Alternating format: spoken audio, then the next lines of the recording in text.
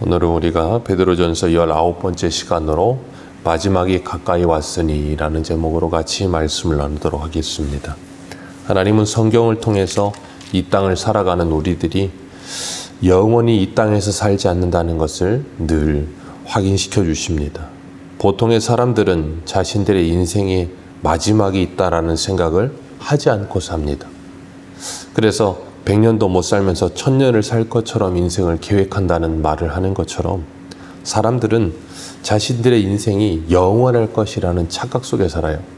분명히 우리 주변의 수많은 사람들이 매일마다 죽어가고 있다는 것을 깨달으면서도 불구하고 자신은 그렇지 않을 거라는 생각을 갖습니다.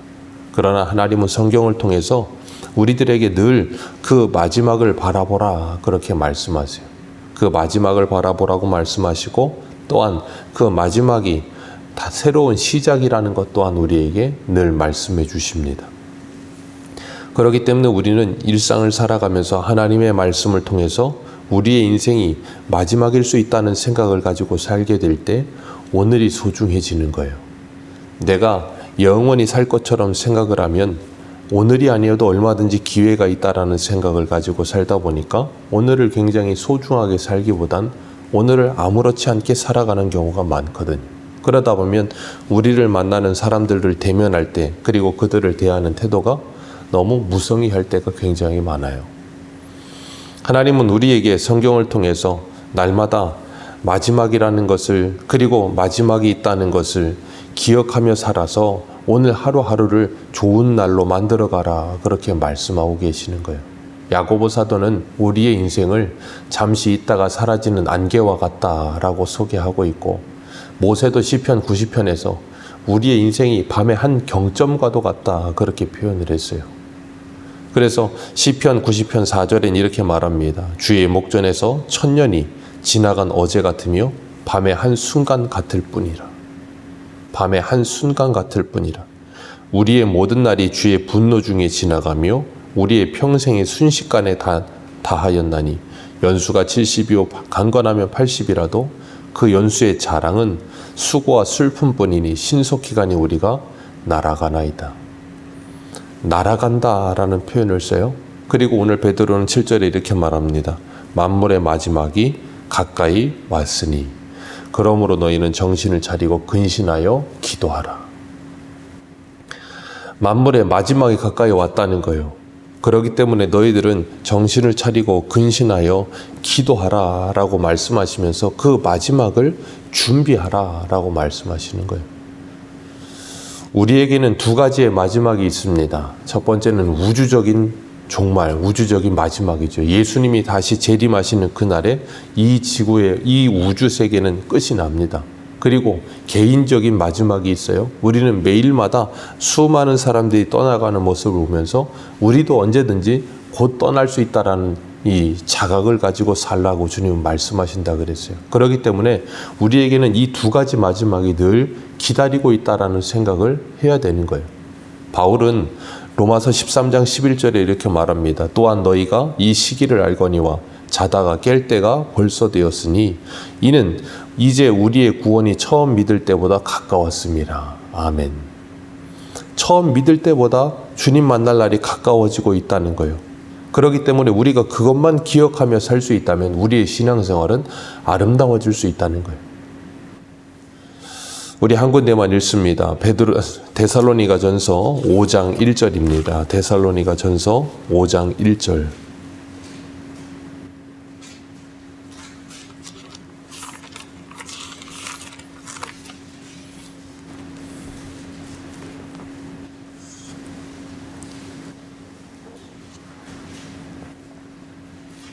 데살로니가전서 5장 1절입니다. 1절부터 6절까지 읽겠습니다. 시작. 형제들아 때와 시기에 관하여는 너희에게 쓸 것이 없음은 주의 날이 밤에 도적같이 이를 줄을 너희 자신이 자세히 알기 때문이라. 그들이 평안하다 안전하다 할 그때에 임신한 여자에게 해산의 고통이 이름과 같이 멸망이 갑자기 그들에게 이르리니 결코 피하지 못하리라. 형제들아 너희는 어두움에 있지 아니하매 그날이 도둑같이 너희에게 임하지 못하리니 너희는 다 빛의 아들이요 낮의 아들이라. 우리가 밤이나 어두움에 속하지 아니하나니 그러므로 우리는 다른 이들과 같이 자지 말고 오직 깨어 정신을 차릴지니라. 아멘. 여기서 주님은 분명히 말씀하세요. 8절에는 우리는 낮에 속했으니 정신을 차리고 믿음과 사랑과 호심경을 붙이고 구원의 소망에 투구를 쓰자. 이게 에베소서 6장에서는 하나님의 전신갑주를 입자죠. 그렇기 때문에 자지 말고 깨어 정신을 차리라. 이 말씀은 뭐예요? 영적으로 깨어 있으라는 말이에요. 주님이 오실 날이 다가오고 있음을 알고 있다면, 그날이 밤에 도적같이 임할 것을 알고 있다면 분명히 우리는 뭐 할 거라는 거예요? 준비할 거라는 거예요. 그렇기 때문에 너희들에게는 그 주님이 오시는 것이 도적같이 오지 않을 것이다. 왜요? 이미 준비하고 있기 때문에. 그러나 준비하지 않는 자들에게는 그날이 도적 같을 것이다. 분명히 열처녀 비유에서도 10명 다 잤습니다.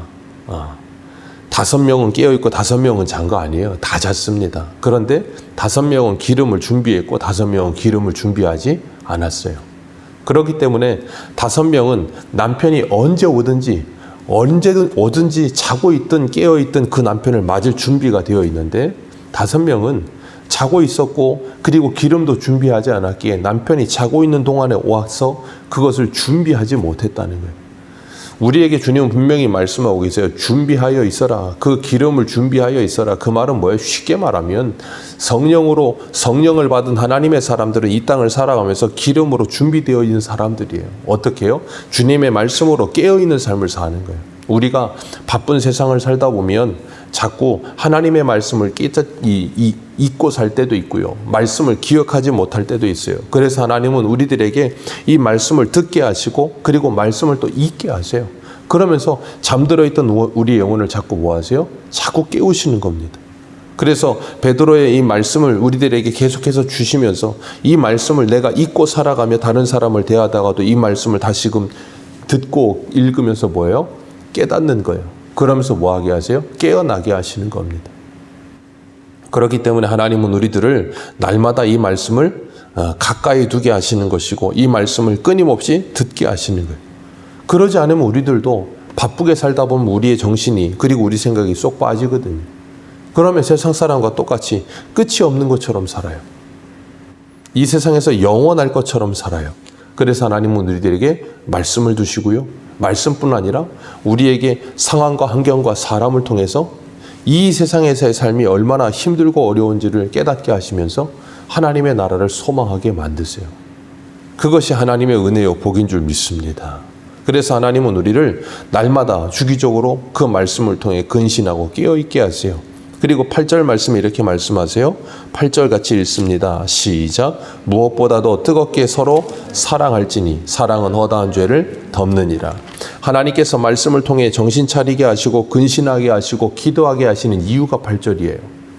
서로 뭐 하라는 거예요? 사랑하라. 어떻게 해요? 뜨겁게 사랑하라. 뜨겁게 사랑함이 뭐예요? 뜨겁게 사랑함의 결과는 허다한 죄를 덮음이라요. 형제의 허다한 죄, 형제의 허물, 형제의 연약함을 덮을 수 있게 사랑하라는 거예요. 그게 뜨겁게 사랑함이에요. 그걸 위해서 하나님은 우리를 하나님의 말씀으로 깨우시고 근신하여 기도함으로 정신을 차리라고 말씀하시는 거예요. 하나님은 우리들이 이 땅을 살아가면서 하나님의 말씀을 따라 순종하는 삶을 통하여 하나님을 사랑하고 이웃을 사랑하는 행복한 사람이 되기를 원하세요. 예수님도 우리에게 하나의 계명만을 주셨습니다. 서로 사랑하라예요. 내가 너희를 사랑한 것 같이 서로 사랑하라. 그렇기 때문에 하나님은 우리가 성도들이 이 땅을 살아가면서 주님이 다시 오실 날이 가까우면 가까울수록 사랑은 식어진다 그랬는데 성도들에게는 사랑이 더 풍성해지고 뜨거워지기를 원하시는 거예요. 사람들이 죽기 전에 가장 후회하는 것 중에 하나가 가장 가까운 사람들을 더 사랑할 걸, 주변의 사람들에게 내가 그렇게 함부로 대하지 않을 걸, 그런 생각들을 굉장히 많이 하고 후회한대요. 왜요? 영원할 거라고 생각하다 보니까, 그 관계가 계속될 거라고 생각하다 보니까 함부로 대하는 경우가 많다는 거예요. 그러나 주님은 우리들에게 하나님의 말씀을 통해 우리를 깨우시면서 말씀하세요. 서로 뜨겁게 서로의 허물을 가리울 만큼 사랑하라. 내가 십자가의 죽음으로 내 피를 흘려 너희들의 죄를 덮었던 것처럼 서로 사랑하라. 주님은 우리들에게 서로 사랑하라, 뜨겁게 사랑하라 할 때 그냥 사랑하는 게 아니고 예수 그리스도를 바라보게 하시는 거예요. 그러면서 날마다 서로 사랑함을 통하여 사랑 안에 살면서 그 어디나 하늘나라를 살면서 날마다 예수를 바라보게 하시고 하나님의 은혜를 기억하게 하시는 거예요. 하나님은 우리들에게 말씀을 주실 때 그냥 말씀을 하나 주시거나 그 말씀 하나 지키는 것으로 끝내는 문제를 가지고 말씀하시지 않으세요. 이 말씀을 통해 날마다 누구를 생각하고 바라보게 하세요? 예수를 생각하고 바라보게 하시는 거예요. 그 하나의 계명을 주신 그 계명을 따라 살아가도록 깨어 있으라라고 말씀하시는 거예요. 우리가 정말 그런 믿음과 신앙을 가지고 깨어 있을 수 있다면 우리의 하루하루는 좋은 날이 될 겁니다.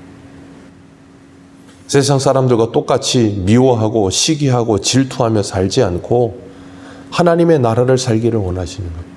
어제 시찰에 가서 그 교회 이제 목사님께서 은퇴하실 때가 됐고 후임 목사님 오셔서 같이 인사하시고 이제 후임 목사님 가시고 은퇴하시는 목사님이 한참 얘기를 하시면서 내가 목회하면서 더 많이 성도들을 섬겨줬어야 되는데 그러지 못한 것 같아서 아쉽다고 여러 가지 이제 후회와 이제 연여가 남는 푸념을 하셨는데 그 이야기를 들으면서 느꼈던 게 나도 은퇴할 때가 되면 어떤 마음이 들까 하는 생각과 함께 2024년을 돌아보았을 때 우리 성도님들을 더 섬겨드리고 더 성도님들을 사랑해드리지 못한 것이 후회가 남지 않을까 하는 생각을 해보게 됐어요.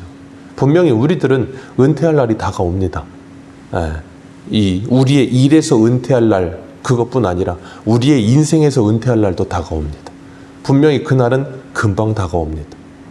그날이 다가오는 그 잠시 안개와 같이 사라져버리는 그 짧은 시간 동안에 날아가는 시간 동안에 그 시간을 너무 정신없이 흘려보내지 마시고 그 시간을 붙잡고 살아가시기를 축복합니다. 그냥 하루하루 그러다 보면 우리는 그런 생각하거든요. 일주일이 참 빨리 와. 한 달이 참 빨리 가. 1년이 참 빨리 가. 벌써 2024년 3월이에요. 송구영신 예배 드린 지 엊그제 같은데 벌써 100일이 가까이 지나가고 있어요. 이렇게 금방금방 지나가는 세월 속에서 이 세월을 아끼고 붙잡고 살아가는 저와 여러분들 되시기를 축복합니다. 하나님께서는 우리들에게 분명히 말씀하셨어요. 지나간 때로 족한 줄 알라. 그리고 깨어서 우리 옆에 있는 이들을 뜨겁게 사랑하라. 그들의 허물을 덮어주며 주님의 사랑을 기억하라. 그리고 주님이 다시 올 날이 다가오고 있음을 생각하라 라고 말씀하고 계세요. 우리가 사랑한다는 이름으로 다른 사람을 걱정한다는 이유로 그 사람의 허물과 연약함을 바꿔주고 싶다는 마음으로 그 사람의 연약함을 자꾸 들추어내는 것은 사랑하는 게 아니라 오히려 그 사람을 미워하는 일이 되는 거예요. 하나님은 우리들에게 주님께서 보혈을 흘려 우리를 사랑하시고 덮어주신 것처럼 서로 사랑하고 서로 덮어주라 그러세요. 그리고 오늘 9절에 보면 서로 대접하기를 원망 없이 하라. 그러면서 10절에 이렇게 말씀하세요. 10절 같이 읽습니다. 시작. 너희 선한 청지기 같이 서로 봉사하라. 서로 대접하고 서로 봉사하라. 우리가 교회 안에서뿐 아니라 가정 안에서도 마찬가지예요. 가정 안에서도 한 사람만의 봉사, 한 사람만의 대접이 아니라 서로 봉사, 서로 대접이 되어야 되는 거예요. 그렇기 때문에 부모님이, 어머니가 밥을 차리면 자녀들은 먹고 감사하다는 말과 함께 그걸 치울 수도 있어야 되는 거예요. 한 사람만이 하는 일이 아니죠. 그건 교회 안에서도 마찬가지예요. 하나님은 서로 대접하고 서로 봉사하라 그러셨어요. 분명히 하나님께서는 우리 각자에게 각자의 은사를 주셨다 그러셨어요. 그리고 받은 은혜대로, 받은 은사대로 서로 섬기고 서로 봉사하는 것이 교회라. 그래서 교회가 하나 되기 위해 힘써 지키라 라고 말씀하시는 거예요. 그렇게 말씀하시면서 우리들에게 원망 없이 대접하라 그러세요. 어떤 사람이 교회 안에 와서 봉사하는데 봉사하는 일이 시원찮고 좀 연약하고 좀 덜하는 것 같을 때 우리도 모르게 원망이 터져 나오거든요. 나는 이렇게 많이 봉사하는데 저 사람은 왜 봉사를 많이 하지 않는가 하는 생각이 들어요. 그때 기억하십시오.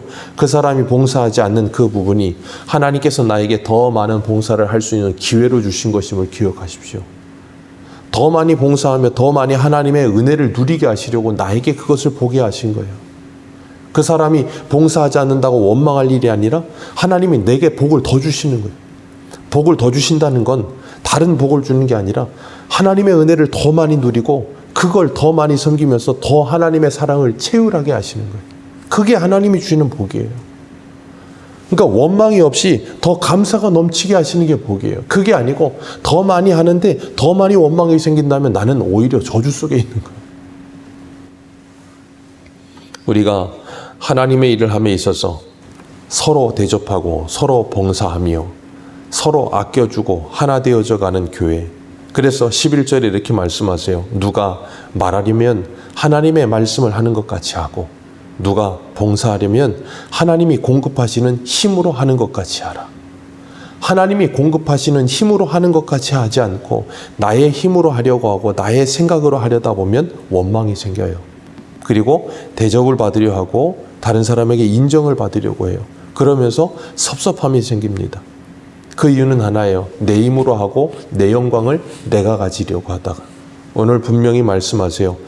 이는 하나님이 공급하시는 힘으로 하는 것 같이 하라. 이는 범사에 그리스도 예수 안에서 하나님이 영광을 받으시게 하려 함이라. 하나님이 영광을 받으시게 하려 함이라. 그 영광을 내가 가지는 것이 아니라 하나님이 받으시게 하기 위하여 그렇게 하라라고 말씀하십니다. 주님은 오늘도 우리에게 말씀하세요. 우리의 인생의 마지막이 분명히 다가오고 있음을 잊지 말고 기억하라. 그리고 깨어 근신하며 기도하면서 뭐 하라고 하신다고요? 깨어 있으라는 이유가 딱 하나예요. 사랑하라. 뜨겁게 사랑하며 이웃의 형제의 허물을 덮어주라. 그리고 하나가 되라. 그렇게 주님의 말씀에 순종하며 기도하는 하루의 아침이 되시고 주님이 공급하시는 힘으로 서로를 위해 섬겨주고 대접해주고 봉사해주며 정말 주님의 나라를 이 땅에 이루어가는 저와 여러분들 되시기를 주님의 이름으로 축복합니다. 기도하겠습니다.